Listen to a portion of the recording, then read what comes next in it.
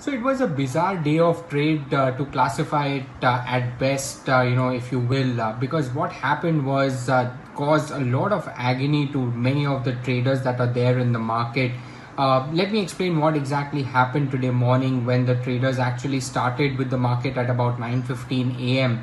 Many traders started complaining of discrepancy between the actual traded rate versus what they were actually shown on the screen, especially with regards to the Nifty Bank options.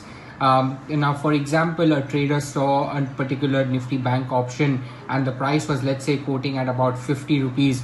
However, when the trader actually purchased that option or hit the buy button or the sell button, the trade that got executed was, let's say, about 100 rupees, which is almost double the price at which what was displayed in the market.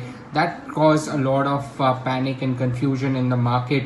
Now, that was the consensus feedback. Of course, everyone was worried what will exactly happen or why this was happening. No one knew at that point in time. However, Zerodha, which is India's largest brokerage house, went ahead and tweeted from their particular handle that there was some issue with the NSE feed. Of course, that still remains to be confirmed as well. But what the tweet actually mentioned was there is a problem with the NSE feeds and it is impacting certain strike prices of particularly the Nifty Bank options, and that they were in constant touch with the exchange to see what exactly was the issue and how it could be resolved.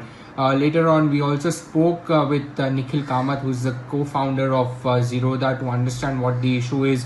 And he mentioned that there was an issue feed with the NSE that was coming in, and it was not impacting just Zerodha, but there were other brokerages also which were impacted.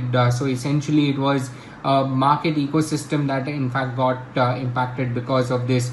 On contacting NSE multiple times, what we learned was that many of the brokerages had in fact gone ahead and reached out to NSE, and NSE was examining the issue at hand. However, there is still silence on what the issue was, or at least for that fact, there has been no acknowledgement whatsoever that there was a glitch in the first place at NSE's end as well.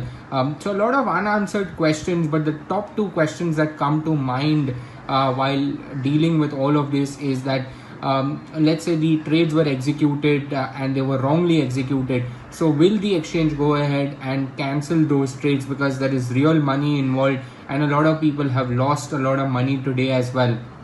So who will bear the loss is the second question that I want to actually pose. Will it be the exchange or the broker, or unfortunately the trader who will have to bear the loss? That still remains to be unanswered.